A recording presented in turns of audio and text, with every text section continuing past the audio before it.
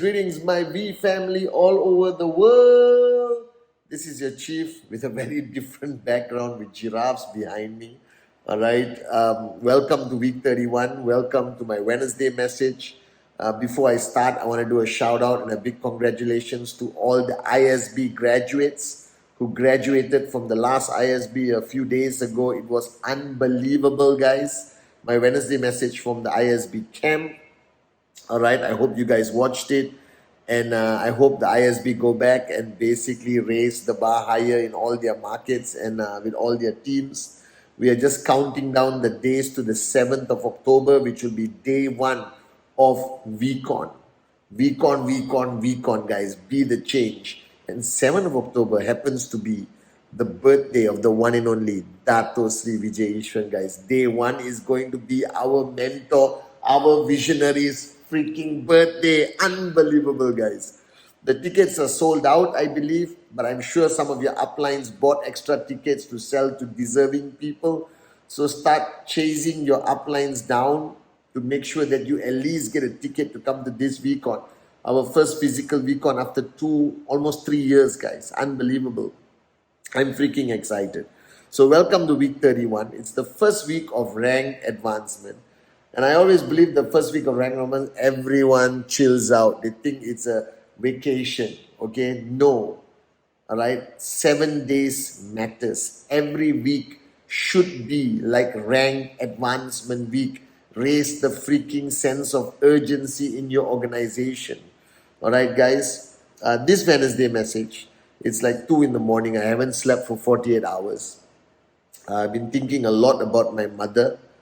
When you lose someone that your life revolves around, and when you think of that person, the amazing memories, the joyful moments comes to you and you smile like an absolute moron.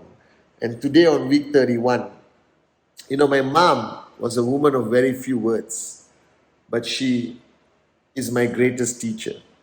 I've learned so much by watching her, by just seeing how she lived the life, how she handled every crisis and challenge in her journey as a single mother, how she brought us up, the wisdom she shared with words, with action, but most importantly with who she was, the life she led.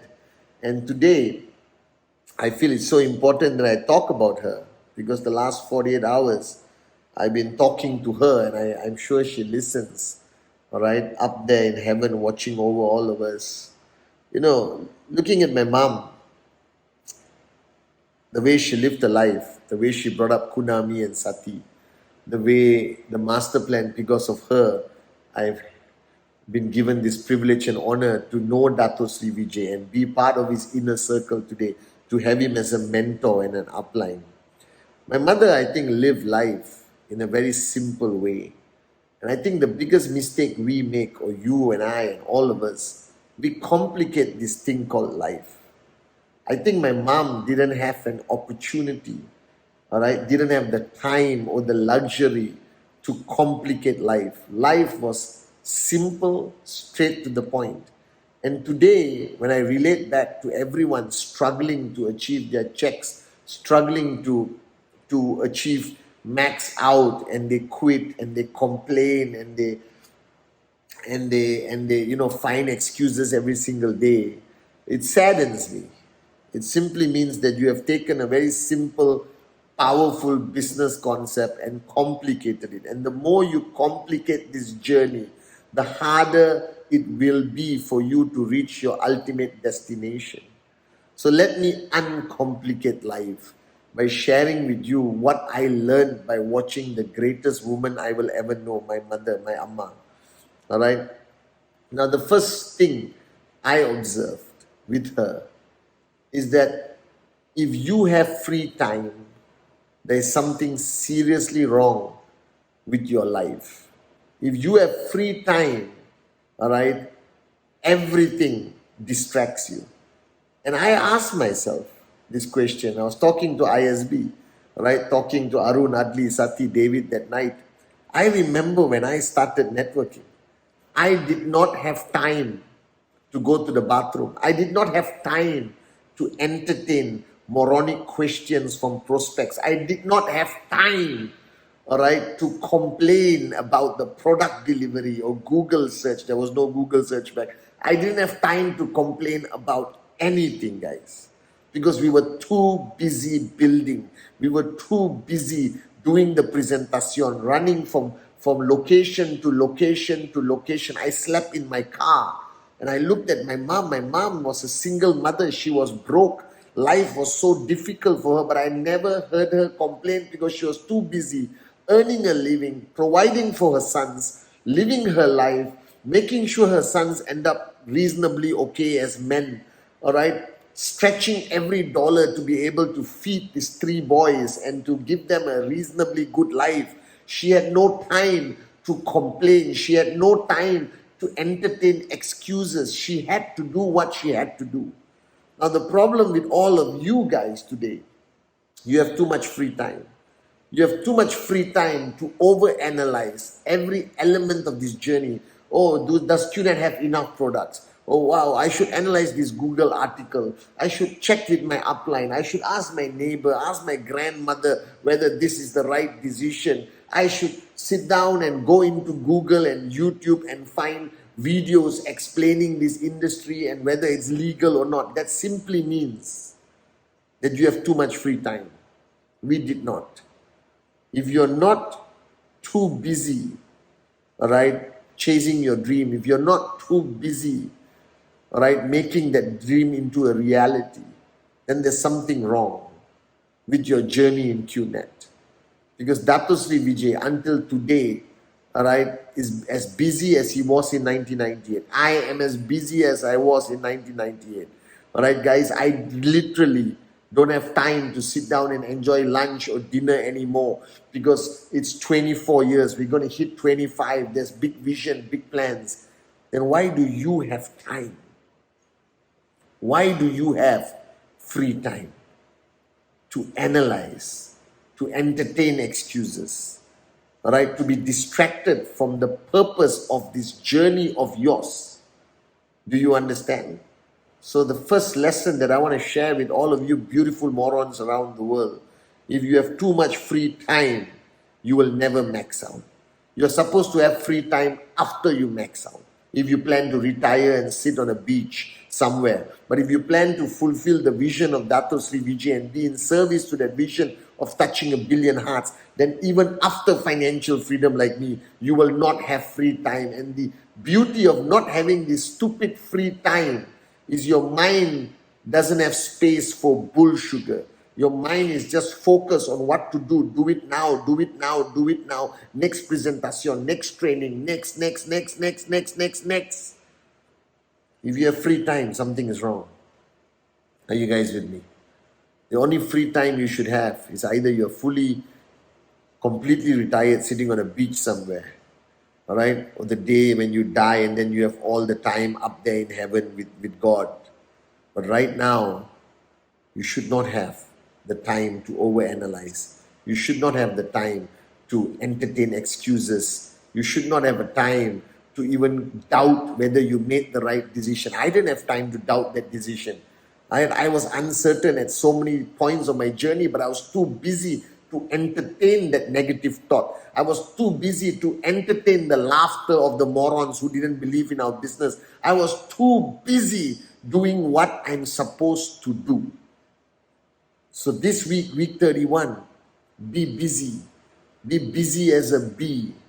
All right, do presentations until your mouth is dry from speaking. All right, train your people, inspire people until you lose your voice. Go home dead tired and push yourself to wake up the next morning and do it again. I've learned this lesson.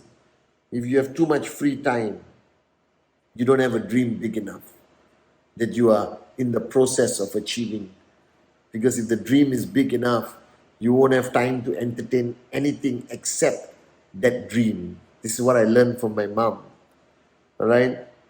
The second thing I watched her, I think she is the hardest working person I've ever known in my life. She cooks, she cleans, she goes to school and teaches, come back, marks the paper until wee hours in the morning, still have time to play with us, take us out to the small supermarket or take us to the river for fishing. All right, she still had time. And I thought she was the busiest person on the planet. I thought she's the most hardworking person on the planet. But if you ask my mom whether she worked hard, her answer will be no. And until today, I never say I work hard. Even when people tell me, all right, that I work hard, Chief, you're the hardest working person we ever met, I don't take it as a compliment. I don't think I'm the hardest working person. This is what I do. This is my duty, what I love to do. My mother worked every hour being awake because she was a mother. That's what she's supposed to do. She didn't brag about how hard she worked. She didn't need anyone to acknowledge working hard. Hard work, if you think it's hard work, then you're not working hard enough. If you come back home and think, oh my God, this week I worked so hard, then I guarantee you, you did not work hard enough. And I was just telling ISB, for them, ISB, VCon is the peak of their work, their commitment, their dedication to Dato Sri Vijay. For me, it's just another day. For me, VCon is just another day. Today is just another day. Tomorrow is just another day. This is the life of Chief. This is not hard work. This is the cards I have chosen, and this is the way I choose to live. Like my mom, she chose that life. She chose to remain a single mother. She didn't remarry to get support from anyone. And she lived her life to the fullest. And 90% of her life was hard work. But she never spoke about it. She had no regrets of the sacrifices she had to make, of everything she had to give up to bring the three of us up. It was just her life. Now, the day you can see that, there is no such thing as hard work. There is life. Qnet must be your life. Presentation is your life. Staying up late at night, power of association, this is your life. This is your chosen path. Only lazy morons celebrate the days they work hard. Only people who are useless will celebrate that 1 week where they push themselves.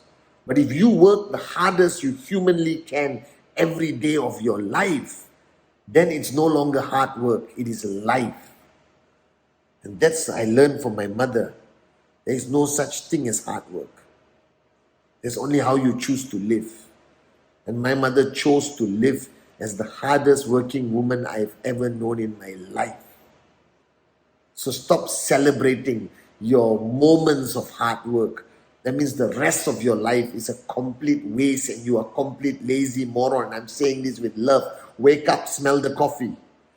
If every day you work the hardest you ever can, then it's no longer hard work.